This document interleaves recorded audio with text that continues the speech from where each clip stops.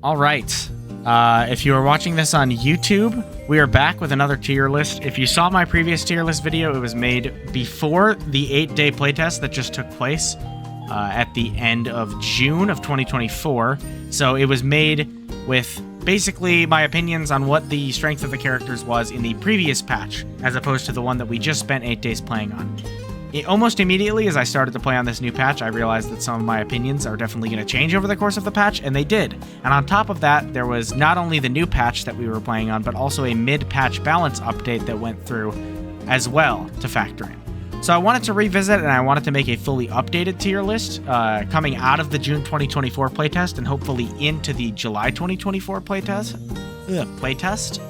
And so I wanted to revisit, make a new tier list, and also include 2 characters on this list that might look a little bit new to anyone who saw my original tier list video, because they weren't on it. So, without further ado, to get started, we're going to be going in a little bit of a different order this time, because the characters are actually sorted alphabetical on this one, on the tier list maker, which means that we're going to be starting with Bishop. So Bishop, I believe in my first tier list, I had her up here in A as a fairly strong character. I speculated that she might even rise up to S in this patch, given some of the changes that were being made to her, but I didn't really know yet. Or no, I didn't say that because I hadn't yet seen the patch notes. But I was thinking as soon as I saw the patch notes that Bishop might actually end up being an S tier because of some of the changes that she received. Because the changes that she was receiving definitely gave her a lot more power, and they were far more buffs than nerfs. At least so I thought. Overall, the changes I do think made her better and actually made her a lot more fun to play, but I don't think that it's overall changed where Bishop is too much in terms of character strength. I still think she's a good A-tier threat. She's a really solid character that does a lot of things really well, but doesn't really exceed in any areas, in my opinion. She has good movement, she has good damage, she has good zone control, she's good in melee range, she's good in ranged, or in longer ranged stuff, but she does suffer a little bit into some of the maximum range characters in the cast, and she has a few tricky matchups while covering most of the cast pretty well. So I think she's a good benchmark for the dead center of the tier list in A tier, and that's where I'm going to leave her for now. Brall, originally I had up in S tier, not quite up in S plus tier, though I thought that a lot of people might end up putting Brall in S plus tier. And then I saw the changes that were made to him this patch, which was a whole suite of buffs despite him already being an incredibly strong character on the verge of going into S plus tier from S tier, which made Brall the absolute best character in the game. Like, no, in my opinion, no question who's the best character in the game. Brall was an absolute monster for half of the patch, so much that they actually released a mid-patch update to nerf some of his numbers in addition to some other characters, but the other ones didn't seem nearly as relevant as the Brall ones. And so they actually nerfed him mid-patch, and I would still put him up in S plus tier here because I don't think that numbers are the problem with this character. There are a lot of parts of his kit that just seem unhealthy. He has very low cooldowns. He has his right mouse button, which executes, sends you straight into death box, so no getting picked up by your teammates once you're downed, and it resets when you hit both of those things. So there are tons of things about this character's kit that honestly sometimes feels like he was designed for a different game than SUPERVIVE, and it's very frustrating to play into, and he was just incredibly strong in this patch. I'm hoping that he gets knocked down a little bit before the next patch and that some of his fundamental kit gets changed rather than just tweaking numbers here and there, because I don't think that this character will continue to be anything but broken for as long as his kit remains in the same way that it has been for the past few patches. So Brall belongs in S+.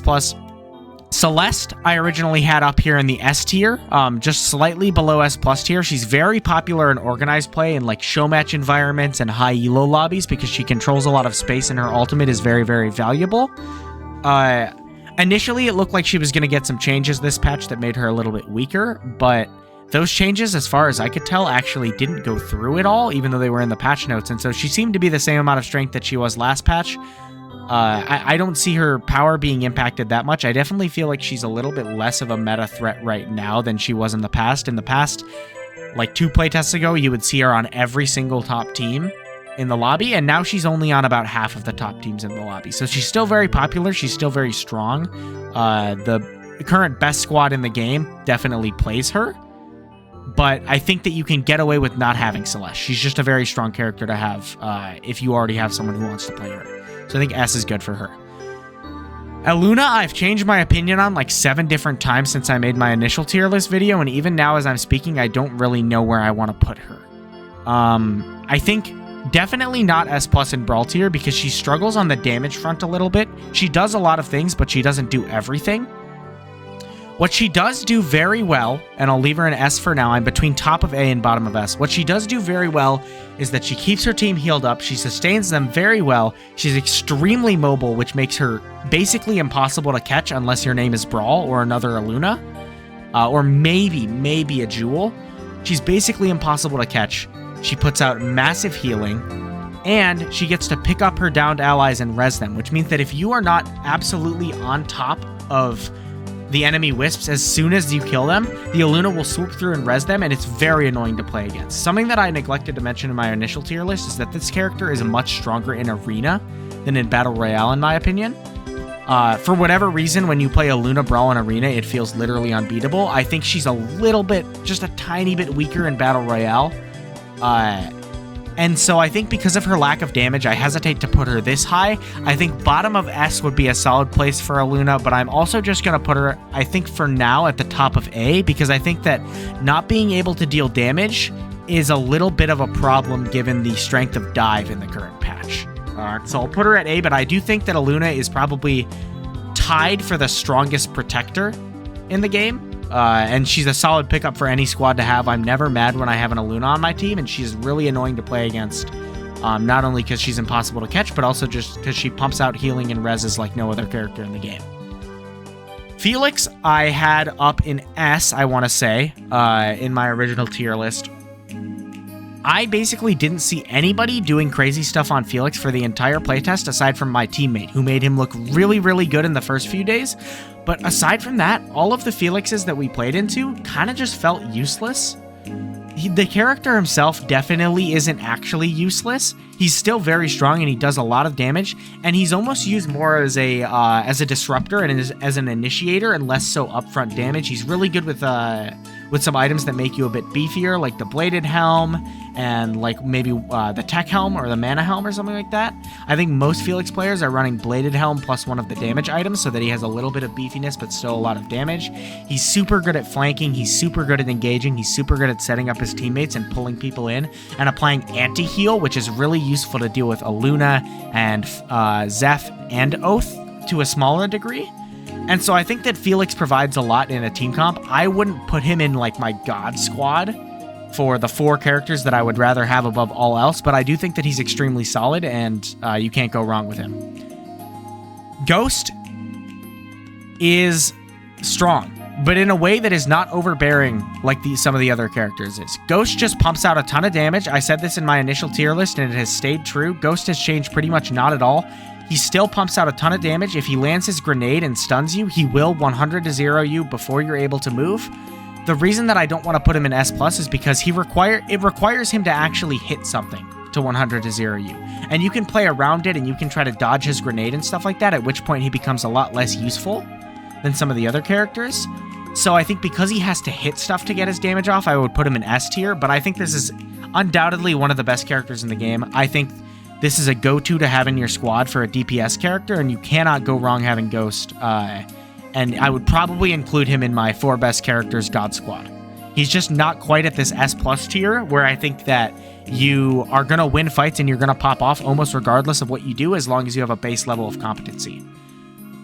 So for those of you who don't recognize this character, you might not even recognize this character if you saw him in the final day of the playtest, which is the only day that he was enabled. His name is Gunner, and he is not good. This character literally can't clear camps. My teammate Luke is a very big proponent of Gunner. As much as he hates the character, he's also like the only one who has ever made Gunner look viable. And we played him in a show match, and the first thing that my teammate said is this character literally can't clear camps. They added a new feature into the game where PvE mobs will glow blue and they'll have like a little blue circle around them, and if you hit that blue circle with a CC ability, then it'll stagger them and you'll deal tons more damage to the camp. Gunner literally can't even proc the stagger, so he can't farm camps nearly at the speed that every other character can.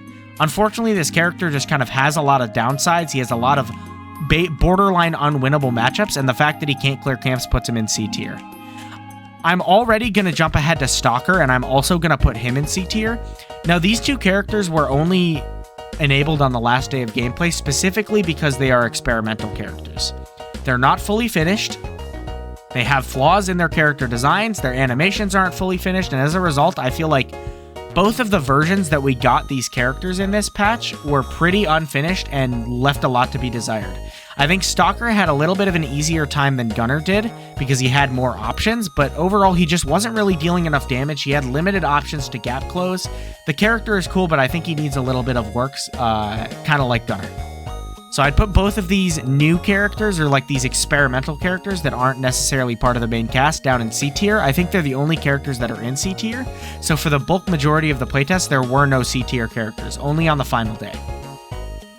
Now, Joule, as you'll come to see if you haven't already seen on my Twitch stream, is my main. I'm a Joule main. I spent the majority of the playtest playing Joule.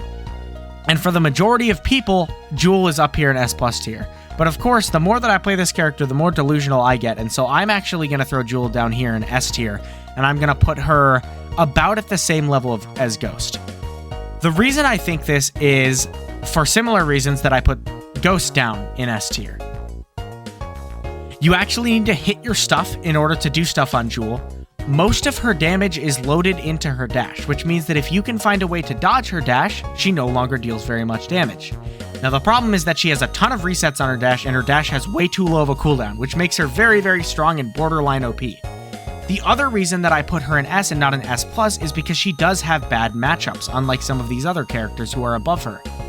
She struggles so hard into Oath that I would borderline call the matchup unwinnable. She basically has no options into Oath whatsoever, aside from begging her team to spam abilities at his shield so they break it ASAP, because when Oath has his shield up, Joule has no options to play the game.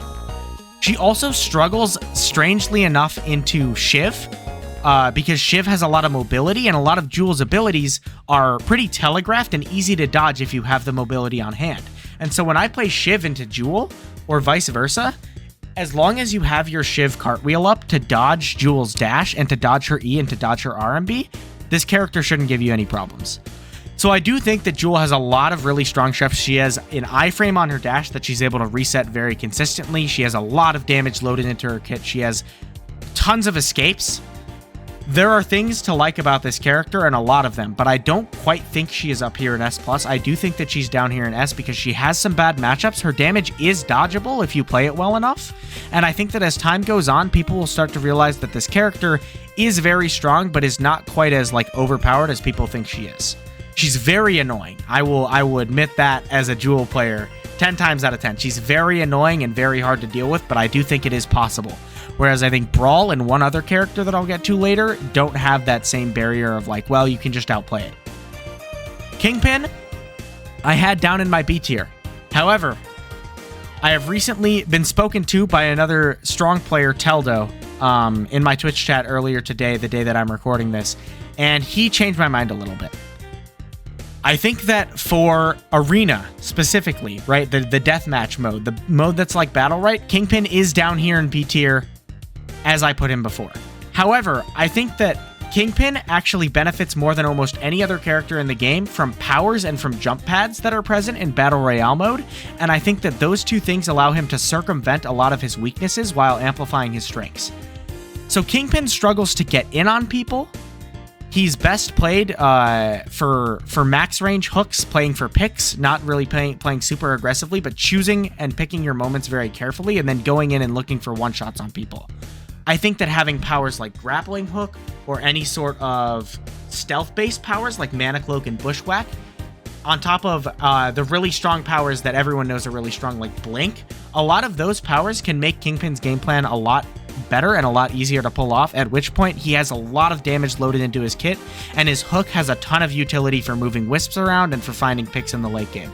So I think that while Kingpin definitely lends himself to slower playstyles than faster, more dive-oriented playstyles, he is a really strong character, and I think if the meta was less heavy on dive with these brawls and Joules and stuff like that, then Kingpin might even be up here in S in Battle Royale, depending on the way that you play. But I think with the current pace of the game, I would still only put him in A tier, and I'd maybe put him at the same level or a little bit above Bishop, so I'm going to leave him here right now. Myth is very, very strong. I feel very much the same way about Myth as I did in my pre-patch tier list, which is that she has everything she needs. She's extremely flexible. She has get off me tools. She has good dashes. She has good damage. She has good range. She has good abilities. All of her cooldowns are pretty realistic. She fits in poke comp. She fits in dive comp. She fits in kite back comp. She zone controls well with her E. So if you want a character who's like a Swiss Army knife who does basically everything, I think Myth is a really good choice. I would put her slightly above Celeste actually right now, because I think her capacity for damage output and utility is so strong, and there is almost no bad matchups for Myth, I feel like. There are a few of them, but Myth's RMB allows her to deal with melee matchups really easily by knocking them back and stunning them into walls, and her long range allows her to deal with some of these other characters who punish you in the mid-range, like Shiv, like Joule, and like Ghost. So I think that Myth has probably the best matchup spread of every character just off the top of my head. I'd have to really look at that closely to make sure that that's true, but I think that Myth really has no like horrible matchups, has a way of dealing with nearly every character, and will be useful in every single composition no matter what, as long as you're hitting your shots. And that's the important part, right? You have to hit your shots. Myth is another one of those characters that you can only extract value from if you're playing her well, which is why she's down in S tier rather than S plus tier. Oath is actually pretty strong. I think that a lot of what is worse about this character, and I'll leave him right here for now, kind of between these two other groups of characters in A tier, Oath, I think a lot of his faults actually come from bugs and from unintended interactions as opposed to the character himself. I think if Oath's shield worked 100% how it's supposed to work, if random projectiles didn't just go through your shield, I think this character would be a lot stronger. He crushes the Joule matchup. He unfortunately gets shat on by Brall, and his shield gets melted by Ghost. I think he does pretty solidly into Myth, if I'm correct, because you can actually parry her RMB and not get pushed back by her. He does a lot of damage with his hammer throws, and to be honest, he gets in on people pretty well. So I think there's a lot to like about Oath right now. I think he's actually in a very well-designed spot, and I think if a few of his bugs get fixed and his shield works more consistently, I think that Oath will be maybe even above Elluna here, and contesting for the title of Best Protector. But for right now, I think that I would place Oath slightly below Elluna, because there are times when you play your character right, and the game just doesn't favor you because currently his shield has a few bugs associated with it. But I think in an ideal world, Oath would actually be a little bit above Elluna, maybe even above Felix here, because, side note, Oath fucks Joule really hard in the matchup, and he fucks Felix even worse, because when Felix presses R and Oath puts his shield up, Felix literally just gets stuck. He can't move. So he has a lot of very positive matchups and good reasons to play him. So I'd stick him here for now. Alright, I've been waiting to talk about Shiv for a while, because Shiv is the only other character in the game that I would actually put in S plus tier. I think Shiv is S plus tier for the same reason that I think Brall is S plus tier, and for the same reason that I think that these characters are not quite S plus tier, which is that despite Shiv on paper being the character that you have to hit all of your abilities on, and you have to cartwheel and you have to land all of your shots and play extremely well to juice the damage out of her, I don't think current Shiv has to do that at all, because they made some changes to her ultimate, and basically all you have to do now in a fight is dagger in, press your ultimate, and you will one-shot half or the full squad just by doing that alone. It applies anti-heal, it deals tons of damage, you get to dash around during your ult, and you get to shoot during your ult. All of which are ridiculous things about this character.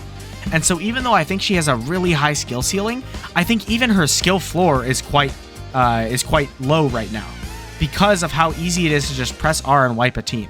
There were times when I looked back at my replays from some of the early days, and I was playing Shiv, and I wasn't even hitting my shots. I was cartwheeling and then missing all of my reset shots, and I was still winning fights because of how strong her ultimate is. So I think if her ultimate gets knocked down a bit, she'll still be a very strong S tier character, but for right now, I think until those changes go through, I would put her as S plus along here with Brall. Shrike I had in B tier before, and she will be the very first B tier character in this tier list as well. People have been talking about Shrike. There's been a lot of discussion. There's always a lot of discussion from people who are new to the game about whether or not Shrike is a little too strong. Yes, she two-shots you. She always will two-shot you unless Theorycraft decides to change something. However, every single time that I saw a Shrike in the enemy squad this playtest, I was very, very happy, because when the character uses her dash and when you dive her, she literally cannot play the game. My strong opinion is that when you flank a Shrike, she's a horrible character. The problem is that not a lot of squads are flanking, and so if you walk at Shrike 4v4, she's probably up here in A tier. And some of the best squads in the game do pilot Shrike. However, I'm a firm believer that if more people just played on off angles and played on flanks, if you approach Shrike from the front and she dashes backwards, she has basically no tools left to deal with you because her shots deal less damage when you go melee range, and she'll have no dash left, and that dash is on a fairly long cooldown unlike some other characters. So basically all you have to do is flank this character, which I think is thematically pretty accurate for a sniper actually, but I think that it means that in high level play, you run into way too many scenarios where this character just isn't able to keep up with the rest of the cast.